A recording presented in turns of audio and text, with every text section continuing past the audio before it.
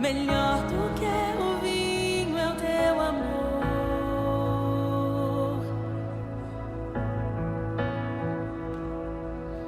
Tão amável és, perfume derramado é o teu nome.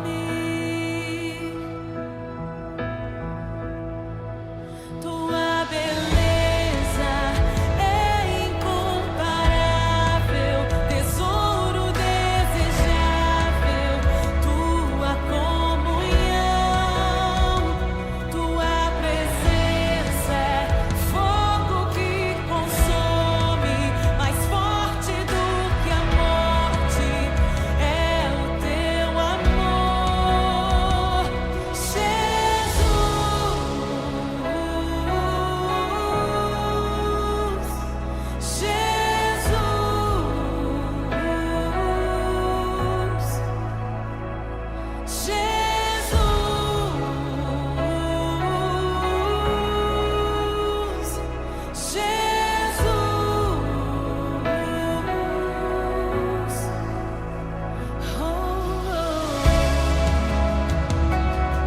amado,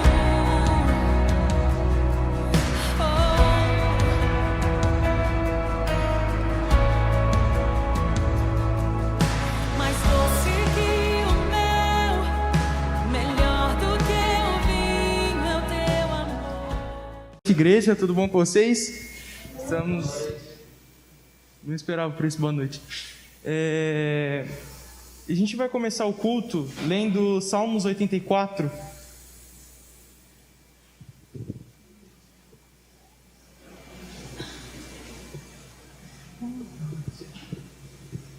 Que diz assim: quão amáveis são os seus tabernáculos, Senhor dos exércitos. A minha alma está desejosa e desfalece pelos atos do Senhor.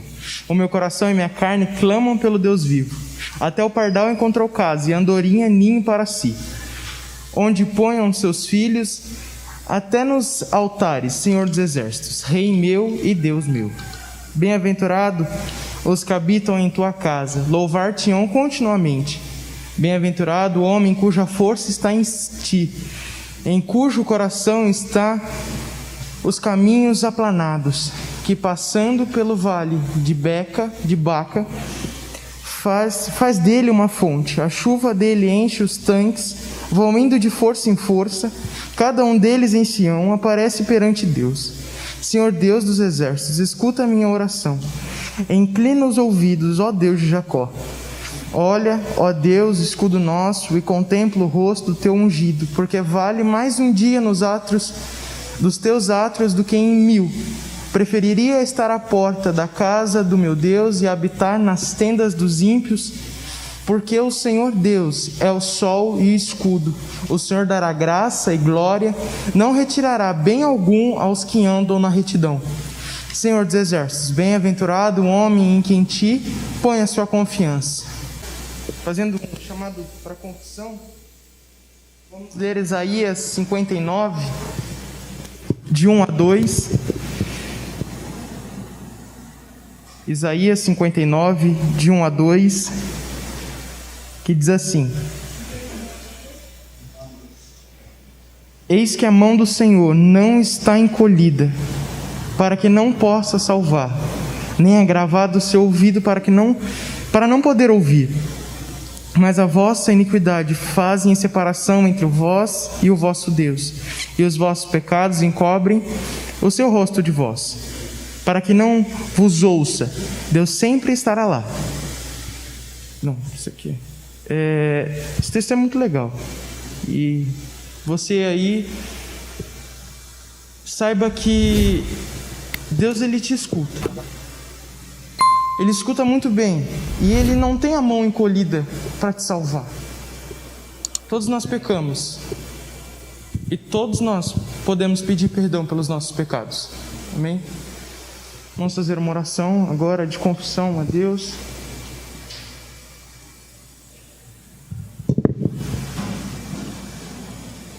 Mais uma vez em Tua presença, Deus, vemos a Ti pedir perdão, Pai. E mais como um agradecimento, Deus, muito obrigado porque o Senhor tem nos ouvido, Pai. O Senhor tem nos acolhido, Pai. Muito obrigado porque o Senhor é um Deus presente, um Deus que não nos deixa, Pai. Perdoa os nossos pecados, Pai.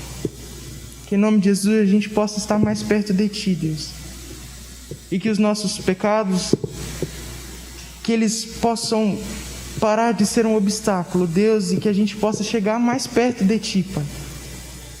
Para Te ouvir, Deus, para sentir o Teu abraço, Pai, para estar mais perto de Ti realmente. Em nome de Jesus. Amém. Graça e paz, irmãos e irmãs. Agora vamos passar por um momento de agradecimento a Deus. E eu gostaria de compartilhar com vocês um trecho aqui do hino 323, que diz assim: a terra semeamos a fim de nos dar pão, mas Deus é quem a nutre com benfazeja mão. Ele é quem manda o frio, a calma no verão, a chuva e o doce orvalho e a fresca viração.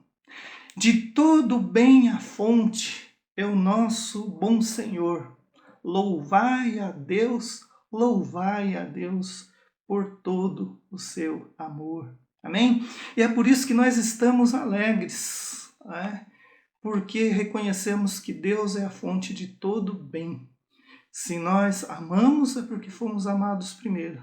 Se nós exercemos misericórdia, é porque alcançamos misericórdia do nosso Deus. Se nós contribuímos com os nossos dízimos e as nossas ofertas, é porque Deus tem nos dado todas as condições. Se nós distribuímos aí alguns alimentos, cesta básica, e com isso suprimos a necessidade de algumas pessoas nessa época de crise, é porque Deus tem suprido as nossas necessidades primeiro, né? Então esse é o motivo da nossa gratidão. E lá em 2 Coríntios, capítulo 9, versículo 7, a parte B diz que Deus ama aquele que dá com alegria.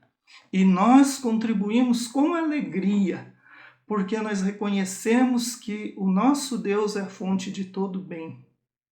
Amém, irmãos? Por isso nós estamos alegres. E nós vamos orar agora a Deus agradecendo por tudo que Ele tem nos dado.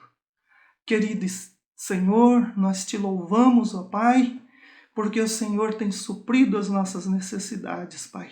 Porque, como diz a Tua palavra, nós temos tido em ampla suficiência, Senhor, para nós e para também contribuirmos com a propagação do Teu Evangelho e para ajudar aqueles que necessitam, Pai.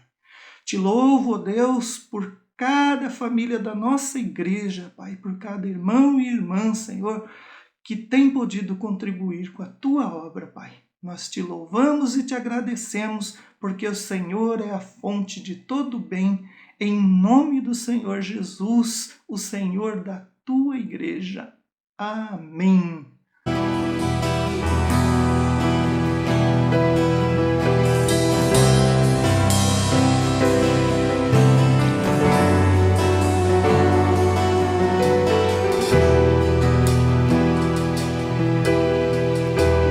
Porque dele, por ele, para ele são todas as coisas.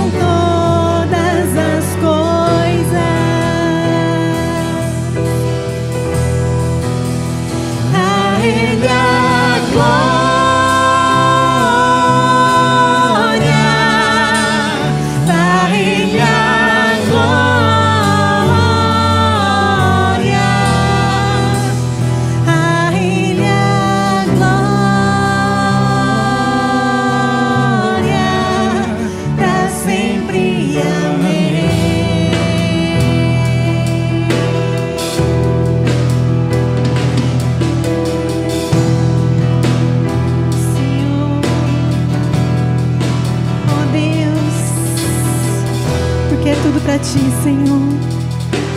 Oh, Jesus. Quão profundas riquezas O saber e o conhecer de Deus.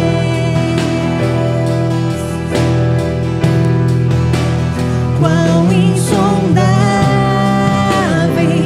seus juízos e seus caminhos. Quão profundas riquezas o saber e o conhecer de Deus.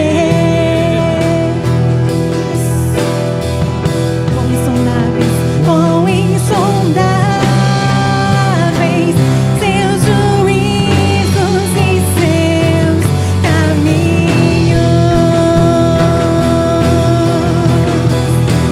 A Ele a glória, a Ele a glória, a Ele a glória, pra sempre. Amém. A Ele a glória, a Ele a glória, a Ele a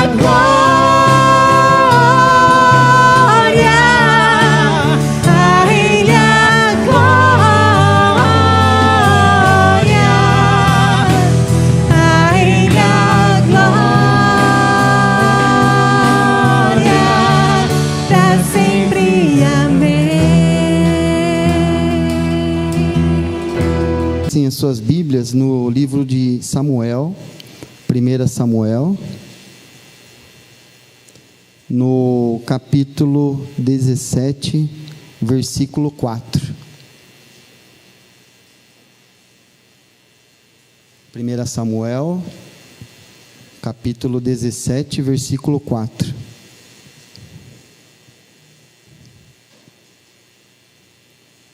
Amém ou não? Então o texto é bem conhecido aqui já pelos irmãos e irmãs, mas é o que Deus tocou no meu coração no momento que eu senti alegre na hora que o pastor falou comigo, né? E em meio aos desafios que nós estamos vivendo, em meio a tudo que a gente vive, eu gostaria de fazer uma pergunta para a igreja. Vocês têm desafios na vida de vocês hoje? Tem ou não? Tem? Bastante? É o que mais tem, né? Então, e esse relato da igreja, da palavra, é um desafio que a gente vai ver aqui, que passa na vida de um jovem também, né? E assim, os desafios são as coisas que nos movem, né? Que tem um ditado que fala que não são as respostas que movem o mundo, mas as perguntas, né? Então, muitas vezes a gente fala assim, por que eu estou passando por isso? Para que eu estou passando por isso? Nós temos que trocar o porquê para o para quê, né? Para que a gente seja edificado na presença do Senhor. E aí a gente vai entender um pouco da palavra aqui. Então vamos ao texto para a gente não estender muito. Um homem chamado Golias, da cidade de Gate, saiu do acampamento filisteu para desafiar os israelitas. Ele tinha quase 3 metros de altura e usava um capacete de bronze e uma armadura também de bronze, que pesavam 60 quilos. As pernas estavam protegidas por caneleiras de bronze, e ele carregava nos ombros um dardo, também de bronze. A lança dele era enorme, muito grossa e pesada. A ponta era de ferro e pesava mais ou menos 7 quilos. Na frente dele ia um soldado carregando seu escudo. Golias veio, parou e gritou para os israelitas: por que é que vocês estão aí, em posição de combate? Eu sou filisteu, e vocês são escravos de Saul. Escolha um dos seus homens para lutar comigo. Se ele me vencer e me matar, nós seremos escravos de vocês. Mas se eu vencer e matá-lo, vocês serão nossos escravos. Eu desafio agora o exército israelita. Mandem alguém para lutar comigo. Quando Saul e os seus soldados ouviram isso, ficaram apavorados. Davi era filho de Jessé, do povoado de Efrata, que ficava perto de Belém, de Judá. Jessé tinha 8 filhos. No tempo em que Saul era rei, Jessé estava bem idoso. Os seus 3 filhos mais velhos tinham ido com Saul para a guerra. O primeiro se chamava Eliabe, o segundo Abinadab, e o terceiro Simeia. Davi era o filho mais novo. Enquanto seus 3 irmãos mais velhos ficavam com Saul, Davi ia ao acampamento de Saul e voltava a Belém para tomar conta das ovelhas de seu pai. Durante 40 dias, Golias desafiou os israelitas, todas as manhãs e todas as tardes. Um dia Jessé disse a Davi: pegue 10 quilos de trigo torrado e esses 10 pães, e vai depressa levar para os seus irmãos no acampamento. Leve também esses 10 queijos ao comandante. Veja como seus irmãos estão passando, e traga uma prova de que você os viu e que eles estão bem. Os seus irmãos, o rei Saul e todos os soldados israelitas estão no Vale do Carvalho, lutando contra os filisteus. Na manhã seguinte, Davi se levantou cedo, deixou alguém encarregado das ovelhas, pegou os mantimentos e foi como Jessé havia mandado. Ele chegou ao acampamento justamente na hora em que os israelitas, soltando o seu grito de guerra, estavam saindo a fim de se alinhar para a batalha. O exército dos filisteus e o exército dos israelitas tomaram posição de combate, um de frente para o outro. Davi deixou as coisas com o oficial encarregado da bagagem e correu para a frente de batalha. Chegou perto dos seus irmãos e perguntou se estavam bem. Enquanto Davi estava falando com eles, Golias avançou e desafiou os israelitas, como já havia feito antes, e Davi escutou. Quando os israelitas viram Golias, fugiram apavorados, e eles diziam: olhem para ele, escutem o seu desafio. Quem matar esse filisteu receberá uma grande recompensa. O rei lhe dará muitas riquezas, lhe dará sua filha em casamento, e a família do seu pai nunca mais vai ter de pagar nenhum imposto. Então Davi perguntou aos soldados que estavam perto dele: o que ganhará o homem que matar esse filisteu e livrar Israel dessa vergonha? Afinal de contas, quem é esse filisteu pagão para desafiar o exército do Deus vivo? Aí eles lhe contaram o que ganharia quem matasse Golias. Eliabe, o irmão mais velho de Davi, ouviu-o conversando com os soldados. Então ficou zangado e disse: o que é que você está fazendo aqui? Quem é que está tomando conta das suas ovelhas no deserto? Seu convencido, você veio aqui só para ver a batalha. O que foi que eu fiz agora? Davi perguntou. Será que eu não posso nem fazer uma pergunta? Então Davi fez a mesma pergunta a outro soldado e ouviu a mesma resposta. Alguns soldados ouviram o que Davi tinha dito e contaram a Saul. Então ele mandou chamar Davi. Davi chegou e disse a Saul: meu senhor, ninguém deve ficar com medo desse filisteu. Eu vou lutar contra ele. Mas Saul respondeu: você não pode lutar contra esse filisteu. Você não passa de um rapazinho, e ele tem sido soldado a vida inteira. Meu senhor, disse Davi, eu tomo conta das ovelhas do meu pai. Quando um leão ou um urso carrega uma ovelha, eu vou atrás dele, ataco e tomo a ovelha. Se o leão ou o urso me ataca, eu o agarro pelo pescoço e o golpeio até matá-lo. Tenho matado leões e ursos, e vou fazer o mesmo com esse filisteu pagão, que desafiou o exército do Deus vivo. O Senhor Deus me salvou dos leões e dos ursos, e me salvará desse filisteu também. Pois bem, respondeu Saul, vá e que o Senhor Deus esteja com você. Então deu a sua própria armadura para Davi usar, pôs um capacete de bronze na cabeça dele e lhe deu uma couraça para vestir. Davi prendeu a espada de Saul num cinto sobre a armadura e tentou andar, mas não conseguiu, porque não estava acostumado a usar essas coisas. Aí disse a Saul: não consigo andar com tudo isso, pois não estou acostumado. Então Davi tirou tudo, pegou o seu bastão, escolheu 5 pedras lisas no ribeirão e pôs na sua sacola. Pegou também a sua funda e saiu para enfrentar Golias.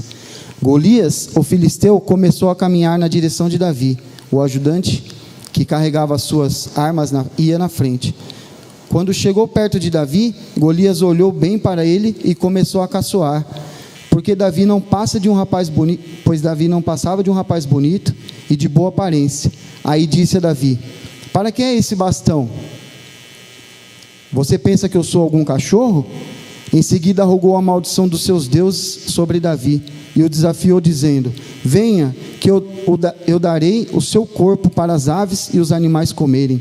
Davi respondeu: você vem contra mim com espada, lança e dardo, mas eu vou contra você em nome do Senhor Todo-Poderoso, o Deus dos exércitos israelitas, que você desafiou. Hoje mesmo o Senhor Deus entregará você nas minhas mãos, e eu vencerei e cortarei a sua cabeça, e darei os corpos dos soldados filisteus para as aves e os animais comerem. Então o mundo inteiro saberá que o povo de Israel tem um Deus, e todos aqui verão que ele não precisa de espadas ou de lanças para salvar o seu povo. Ele é vitorioso na batalha e entregará todos vocês nas nossas mãos. Então Golias começou novamente a caminhar na direção de Davi, e Davi correu rápido na direção da linha de batalha dos filisteus para lutar contra ele. Enfiou a mão na sua sacola, pegou uma pedra e com a funda a atirou em Golias. A pedra entrou na testa de Golias e ele caiu de cara no chão. Amém? Até aqui, irmãos. Amém. É um texto longo, mas eu creio que vocês compreenderam o que passa aqui na palavra do Senhor, né? A gente sabe o final da história, nós sabemos os desafios que ele enfrentou ali naquele momento, né? E é interessante a gente ler aqui, porque o texto relata tantas e tantas coisas que nós não estamos acostumados a ver no dia de hoje, né? Uma das coisas que me chamou muita atenção assim, é a altura, né, de Golias em relação a Davi.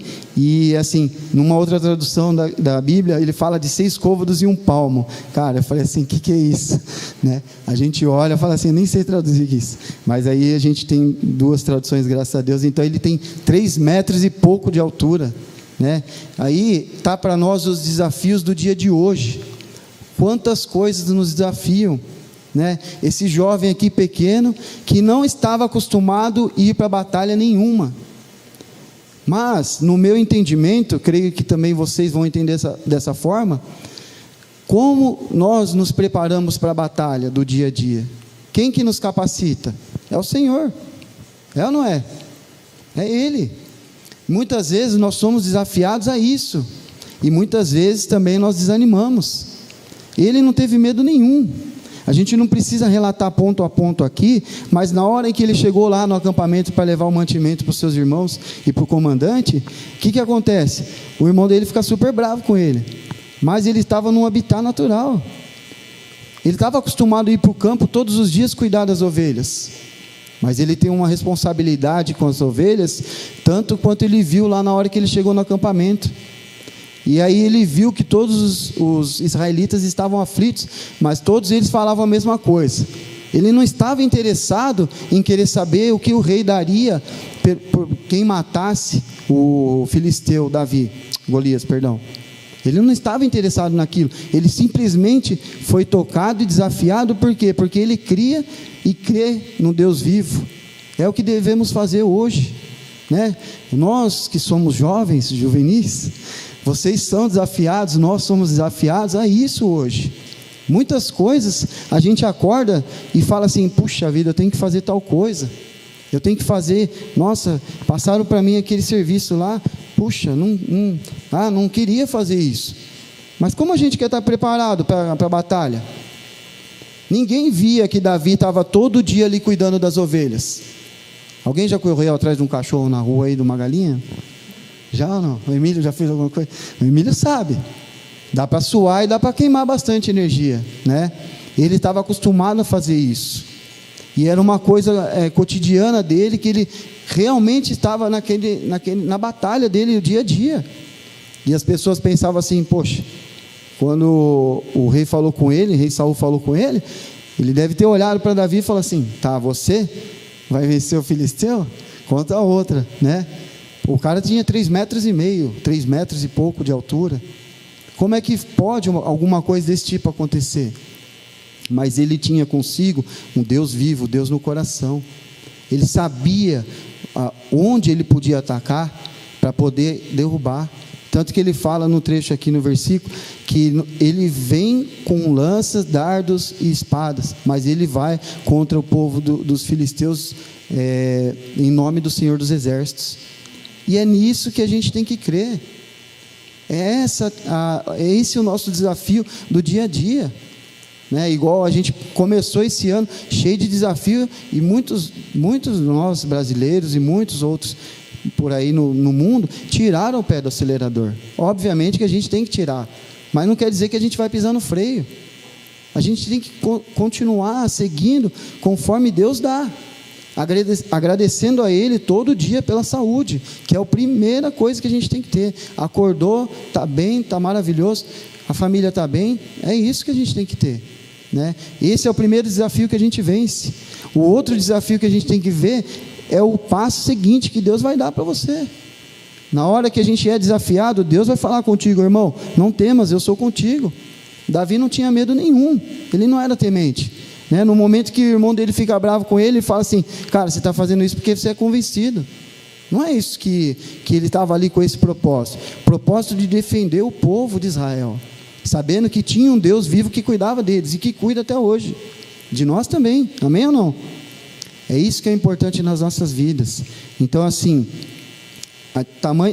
eu fico admirado quando ele colocou toda aquela armadura lá para ele se preparar para a guerra, né? Ele não tinha estatura, pouco era forte, pouco era alto, e ele era um jovem, era o mais novo da família, dos irmãos. Então o cargo que ele tinha lá de cuidar das ovelhas era esse. Mas ele era cheio de responsabilidade. Quando uma ovelha sumia, ou o urso pegava, ou o leão pegava, ele ia atrás, defendia e trazia de volta. E é por essa causa que a gente tem que lutar, né? A palavra de Deus falou muito bem para nós hoje, no louvor falou sobre isso, das 99, deixa uma e vai buscar. Às vezes você está lutando uma batalha do seu lado, tem um irmão morrendo, sofrendo, e você está procurando por uma batalha muito maior, que é sua. Mas Deus não fala que nós temos que agradar o nosso próximo para que você seja feliz? Para você buscar a felicidade, você busca a felicidade no próximo.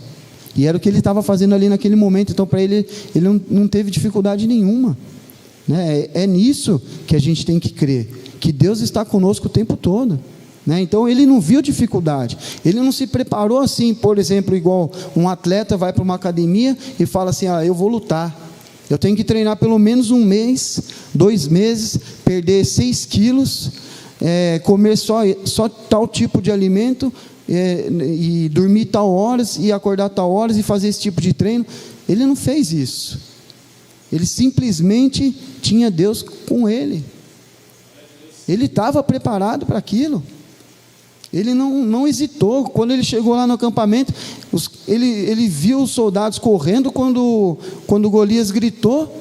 Falou: peraí, o que está acontecendo? Igual quando você chega num ambiente escuro, você acende a luz, você vê uma barata saindo correndo.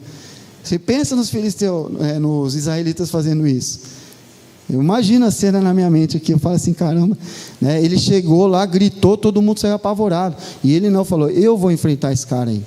E ele já sabia. Ele foi preparado para a guerra, já com a sua bolsinha lá, né, seu alforje, escolheu as 5 pedras lá lisas no rio e levou, fala aqui no texto, a sua funda. Alguém sabe o que é funda? É o slingshot, né? É o estilingue. Então ele tinha um estilingue que ele defendia as ovelhas, o seu rebanho de longe. E ele falou: é com isso que eu vou. Mas ele tinha fé, ele tem fé naquele que é o Todo-Poderoso, Cristo Jesus, Deus Todo-Poderoso. É nessa fé que a gente tem que firmar a nossa vida, os nossos desafios. É nisso que a gente é desafiado todo dia, né? Igual eu falei no início, nós começamos o ano com desafios. Ele também teve desafio, todos eles que estavam lá tinham desafios, né? Mas ele não teve medo, né? Ele não ficou ali apavorado. Para ele foi simples, né? Davi, ele não tinha estatura, ele não tinha força, mas ele tinha a sabedoria do Senhor.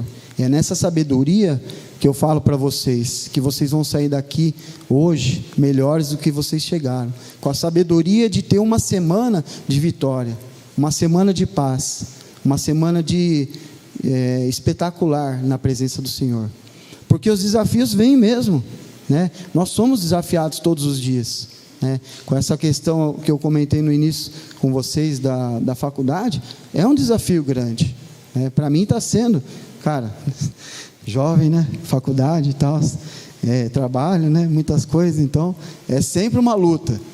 E cara, minha família sabe disso, eles têm me apoiado, né? Todos em casa estão fazendo faculdade, não só eu. Então assim, é o nosso desafio, é o desafio que a empresa me propõe, fora o ambiente de trabalho que você está, tem um desafio diferente? Tem uma pessoa que não gosta de você? Tem também. Tem a pessoa que te ama na sua frente, mas depois atrás ela fala mal de você? Tem também. E como você vai lidar com isso? Com o Senhor dos Exércitos, amém ou não? É isso que a gente tem que crer. Por quê? Porque isso existe. Porque as pessoas não ouvem a palavra, não escutam a palavra do Senhor. A gente precisa divulgar, difundir isso, né? E ele foi lá para o acampamento, lá onde estava todo mundo, cara, simples e humilde. Ele queria falar do amor de Deus ali. Com o quê? Com um gesto. Foi lá, não foi levar mantimento? Porque era a área dele. Quem pediu para ele levar lá era acho que era o pai dele, né, Gessé. Ele pediu para levar. E ele foi lá obediente e levou. E lá ele viu toda a situação do povo sofrendo. Mas ele falou: hoje esse filisteu vai morrer, porque o Senhor me deu a glória, me deu a força, me deu coragem de estar aqui. E é nisso que a gente tem que crer. Então, que nós possamos sair daqui vitoriosos nessa noite, que essa palavra tenha entrado no coração dos irmãos, irmãs, dos jovens, assim como tocou o meu também na hora que o pastor falou, né? A gente conhece o texto, a gente conhece a história, mas se você olhar de uma forma diferente, você vai falar: puxa vida, eu não tinha prestado atenção. Deus fala muito forte no meu coração e eu vou sair daqui vitorioso, né?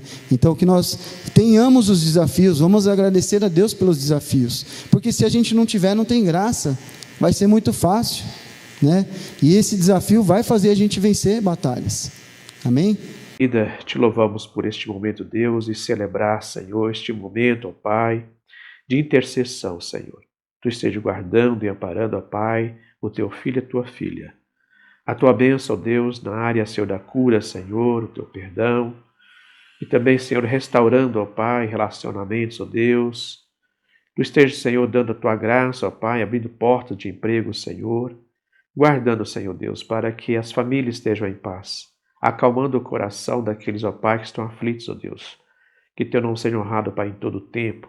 Que nós tenhamos uma semana de paz, uma semana de bênção, uma semana de vitória.